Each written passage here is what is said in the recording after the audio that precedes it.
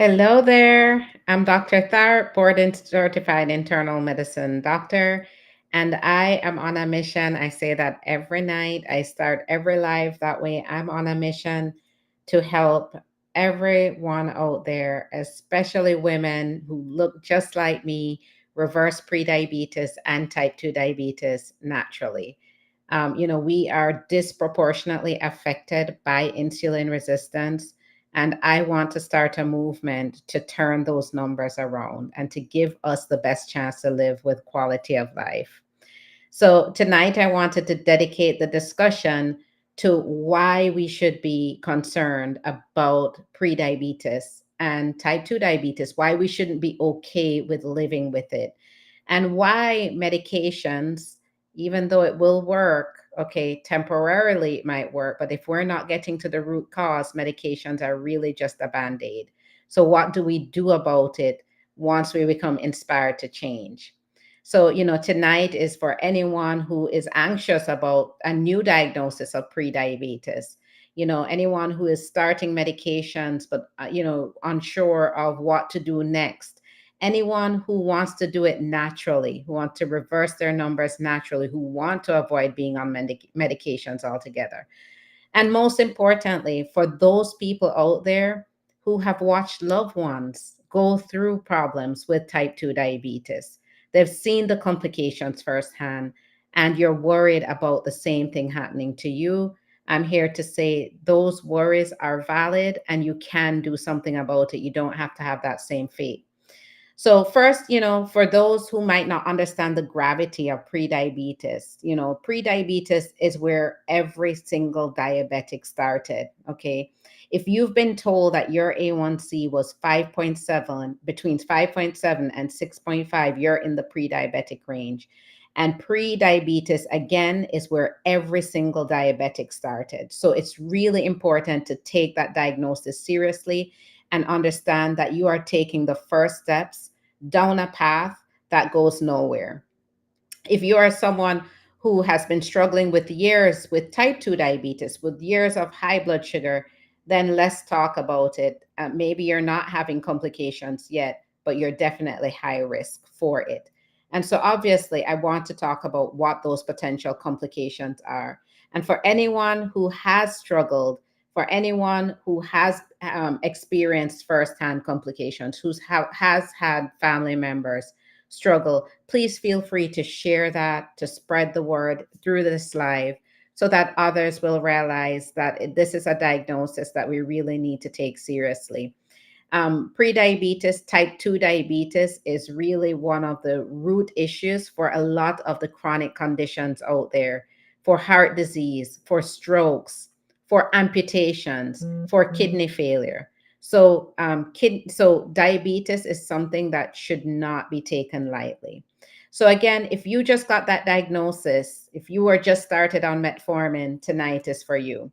So let's first talk about what the complications are. So the dangerous thing about pre-diabetes and type 2 diabetes is that in the early stages, it's wreaking very silent havoc on your body. Okay. That high blood sugar is destroying almost every organ system in your body. It's destroying your brain, it's destroying your eyes, it's destroying your kidneys, it's destroying your nerves in the hands and the feet. It's destroying your heart. So it is touching every single part of your body and it's wreaking silent havoc. So, for those of you, for example, who got the diagnosis, you're offered medication and you say, I'd rather try naturally. Okay. It means that you don't have that time to waste. You really need to nip it in the bud early. You really need to have a strategy in place because the longer you wait, okay, the longer you sit with high blood sugars, it continues to do damage. So just remember, time is of the essence. Now, complications, when we talk about specific complications, one of the biggest complications that I hear about is neuropathy. And neuropathy is where you have numbness, you can have tingling. Some people describe it as pins and needle sensation in the hands and feet. And it's like it has a very glove like distribution on the hands, tends to be both hands and both feet. and you have difficulty feel some people, as the disease progress, as the neuropathy, the nerve issues progress, they have trouble walking. Now, the dangerous thing with neuropathy is that when you can't feel, then you can't feel injuries, okay? And that is where you can develop serious wounds to your feet. So, for example, today I actually spoke with one woman who had been diagnosed as pre diabetic.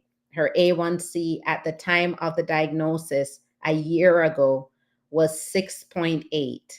Okay. She was started on metformin and she thought she was okay. She wasn't checking her blood sugars. She didn't change her lifestyle. She thought, I'm on the medication, I'm going to be fine. And what ended up happening is that she did not have very good follow up with her doctor. She did not check her blood sugars. And a year later, she developed a wound on her toe. She did not realize that wound was there because she did not feel it. So she had already been developing neuropathy and not even realize she was experiencing a complication of type 2 diabetes already. Okay, she assumed metformin is working. I'm good. That wound on her toe progressed and she ended up losing her toe. That was her wake-up call. So neuropathy can easily evolve into amputations, okay? And it's actually one of the most common causes of amputations in this country. It starts with type 2 diabetes.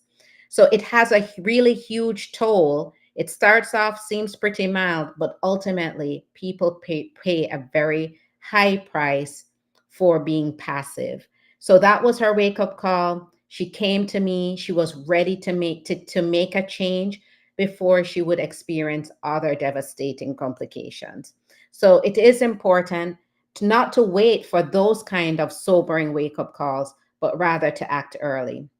So, in addition to being the number one causes of amputations, diabetes also blocks blood vessels. Okay, it accelerates the buildup of plaque in the arteries and the blood vessels of the legs, of the arms, of the heart. So that is why type 2 diabetes is very much puts you at risk for heart attacks, because when you're the longer you're living with high blood sugars, the more accelerated that plaque buildup is in the heart, and that is where the heart attack comes from. Now, when that process happens in the brain, that's where the strokes come in. So if you have, there might be some people here who are watching the stream who completely understand, who probably watched a family member experience a stroke, who they might have been struggling with diabetes. So diabetes has a very makes you very high risk for developing heart attacks and strokes. Now, the other big issue that a type 2 diabetes causes is actually renal failure, kidney failure. It's the number one cause of dialysis in this country. And for those of you who don't know what dialysis is the process of being on a machine to do the work of your kidneys. Your kidneys no longer work because the damage has been done by diabetes. It kills your kidneys, and because your kidneys no longer work, you have to be connected to a machine several times a week for 4 hours each time to clean your body out. Okay, that is another life altering complication. Some people go on to get kidney transplants, but who wants to get to that point? You know, living with a kidney transplant, it might be better than being on dialysis, but you're also sentenced to a life of being on multiple medications and worrying about rejection of that kidney. So again, if you act early, you hear the word pre-diabetes, you're diagnosed with it, don't take that lightly. Your future easily could become very, very grim if you don't act early, if you're not proactive about reversing the disease. Now, one big question and one big issue that we find is, well, we have all of this advanced healthcare, we have all of these great medications out there. So why are we still faced with this huge burden, right? This huge disease burden, this huge burden of type 2 diabetes and the complications that come with it. And so there are several factors that contribute, right? Number one, you're put on a medication. The most common medication is metformin. Most people will start with that medication. But what else is happening? Okay, I told you I met with one woman today. She was on metformin, and then a year later faced with amputation. Okay, it didn't work because she did not take those additional steps to take care of her diet, to take care of her lifestyle, to actually reverse her numbers naturally. So if you can have medications all you want, medications are a band-aid. It might take care of your blood sugars temporarily, but if you're not aggressively addressing what you eat, how you move your body, if you don't have a strategy, then very likely that metformin is going to lead to another medication, maybe Jardiance, maybe glipizide, maybe insulin. Okay, but that one medication leads to a second and a third because it's band-aids. When that first one stops working, then you add another. So the real root, it's all about getting to the real root cause. And ideally, you're starting way before you're officially diagnosed with diabetes. You're starting the minute you hear you have prediabetes. Or you might even be faced with insulin resistance, which happens even before prediabetes. So it's really important to not take that diagnosis lightly. Now, here's the other reason that the current traditional healthcare model doesn't work. We talked about medications, it's just a band aid. But for those of you who have been diagnosed with prediabetes, who have type 2 diabetes, think back to the time that you were first diagnosed and what happened during that doctor's visit. First, let's think about how much time your doctor spent with you. Okay, when they went over your labs and they explained your numbers are high, what happened? Okay, they might have at that point offered you metformin, and they may have at that point said, okay, well, eat less, move more. They might have given you a handout on just a basic outline, just a one-page handout on how you should be eating, right? Eat low carb, eat high protein, eat a Mediterranean diet. You know, they might have maybe given you a referral to a nutritionist, but that visit with the nutritionist maybe once or twice, and the advice was very vague. So this is another problem, right? Our doctors are so overwhelmed with the healthcare system. Our doctors are burdened. They're seeing multiple patients a day. They're only able to spend at max 15 minutes with you face to face. How can you naturally reverse your prediabetes and change your lifestyle with just a 15-minute interaction with your doctor? That is the other part of the problem, right? The way the healthcare system is currently structured, it's not structured in a way that is invested in helping anyone naturally reverse the disease. So that is why so many people continue to progress, because the lifestyle interventions and the guidance that is to take place it's not adequate. And so, unfortunately, people who need that intense guidance are fall off of the bandwagon or become very passive and giving to the medications, right? Just take the medications and somehow I'll get better. So that is another huge problem, is that, unfortunately, doctors can't spend enough time. They're few and far in between, and they're overwhelmed with patients. So the easiest thing to do is to write a prescription and maybe give you a handout or two, maybe give you some vague advice.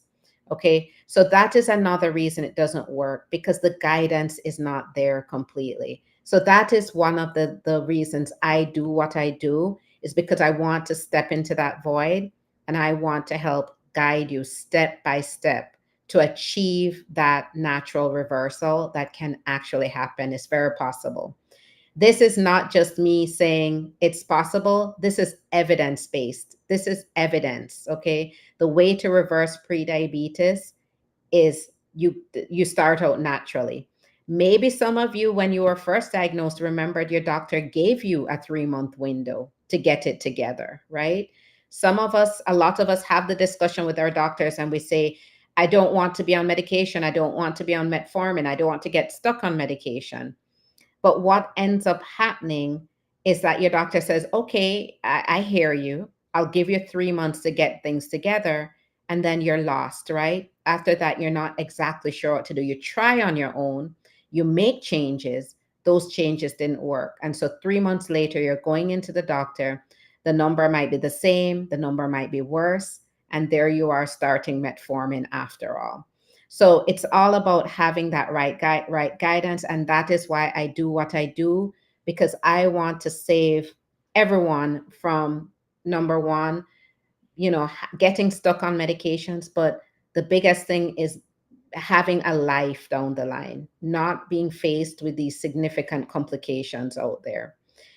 So again, it's really important to act early. Now, the last reason why our healthcare system is not working, okay, that's why our community is so overwhelmed. And again, women just like me, who look just like me, why we are disproportionately affected by prediabetes is because the healthcare system is incentivized by prescribing. Okay. Unfortunately, it's a very profit driven system. And so prescriptions are how there's incentive to write a prescription. That's where the money is, unfortunately. Okay. Medications have a role. Don't get me wrong. Medications always have a role. Or science or medical research is so advanced. But in this case, prediabetes is something that can be addressed naturally. But unfortunately, those first steps aren't taken because there's more incentive in prescribing a drug. Okay. So I want to step into the void to, number one, spread the word. But again, number two, it's not about just saying, I don't want to be on medications and do nothing, because you're obviously going to get into a lot of trouble doing it that way as well. You have to have a strategy. If you don't want to be on medications and you're decided you don't want to be on medications, then you have to have a strategy. And that strategy has to work. Okay. So that is pretty much in a nutshell the issues, the complications that come from prediabetes and type 2 diabetes. One of the biggest takeaways I want everyone here tonight to realize is everyone with type 2 diabetes started with prediabetes. Okay. Everyone started with that talk with their doctor to give them 3 months, or started with metformin. So it's really important to be proactive and act early and to have a strategy in place. Now, the big question here is, well, what do you do? Okay, what are the strategies? And obviously, that's a very loaded question. There's no way I'd be able to cover that in this live tonight. However, I will give some basic outlines. And if you want to learn more about the different strategies that I advise, then go back, go to my page, watch the prior videos. I create a lot of content giving advice about the steps that you can take to get your to reverse your numbers, to get your blood sugars controlled. But I will say that the way I help women, people overall, but women especially, women I hold close to my heart because I was in that place as well. Okay. I'm a physician, but I'm human. And I'm coming from a place of insulin resistance as well. I'm coming from a place of metabolic syndrome. I took these very steps, and now I help women take these steps to reverse their disease naturally. So, the first is nutrition. We all know nutrition is the foundation to reversing prediabetes and type 2 diabetes. Nutrition is all about understanding what your body needs and giving your body what your body needs. So, strategies that don't work for reversing prediabetes or type 2 diabetes is fasting incorrectly. Okay, fasting has to be done in a very specific way. in order to achieve success. You have to have a reasonable fasting window and a reasonable window that you're eating. And when you're eating, I mean you're eating. You're not eating one meal a day, you're eating three well balanced meals a day. So, what do I mean by well balanced meals? Well balanced meals should be high in protein, it should be low in carbohydrates, and it should be high in fiber, and it should have complex carbohydrates in it. And you cannot forget your healthy fats. Okay, so that's what I mean by balance. Now, everybody's idea or an individual's idea of balance differs from person to person. Okay, one person might require X amount of protein while the other requires another amount. So the amounts of each differs, right? How much protein you need is going to differ. So that is a more of an individualized number.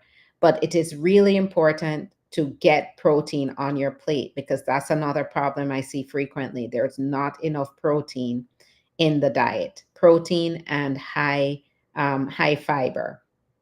So, diet is everything. The next is that you want to make sure that you are moving your body. So, I start with walk daily. Make sure you're getting a walk in after meals. 10,000 steps would be ideal. 10,000 steps a day would be ideal. Not everybody can get there right away, but that's the goal that you should be working towards. The other thing is you should be building muscle. Okay. I call that body recomposition. You should be trimming fat and building muscle. Again, it's all about having a strategy. In order to do that, a strategy has to be in place. You have to be moving your body in a specific way. The other things are you have to implement good habits. So it's all about mindset. It's all about the day to day habits that you have. Are you meal prepping? Are you planning your meals ahead of time? Are you getting adequate sleep? Are you de stressing? So these are also, believe it or not, important approaches to reversing prediabetes and type 2 diabetes naturally. But you have to have a strategy. You have to have an outline of how you're going to do it. And of course, the guidance. Okay, so that's where the strategy comes in. So if your doctor has given you 3 months to figure things out, don't do it on your own and get frustrated and then you start to think it's impossible. Find the right guidance, find accountability partners, and make sure that you have a good outline, a good strategy in place to give you the best chance of success. So when you go back to your doctor in 3 months, your doctor will be amazed. Your doctor will say, wow, what were you doing? What did you do? Tell me the secret. So that's pretty much it in a nutshell. Okay. So just remember, don't take prediabetes or type 2 diabetes lightly. The earlier you act, the better your outcomes will be, your better your life will be. You avoid complications. You remain there to be there for years and years, for family, for friends, to do the things you love. So with that, if there's any comments, please go ahead and put it in the chat. I am always welcome to questions, to suggestions about any topics that you want me to discuss in the future. So please put any comments, questions, anything that you want in the comments. The more interaction, the better. The more engagement, the better. And that will definitely help me spread the word to all of those out there who want to be on a mission to reverse prediabetes or type 2 diabetes naturally. All right, everyone, have a good night.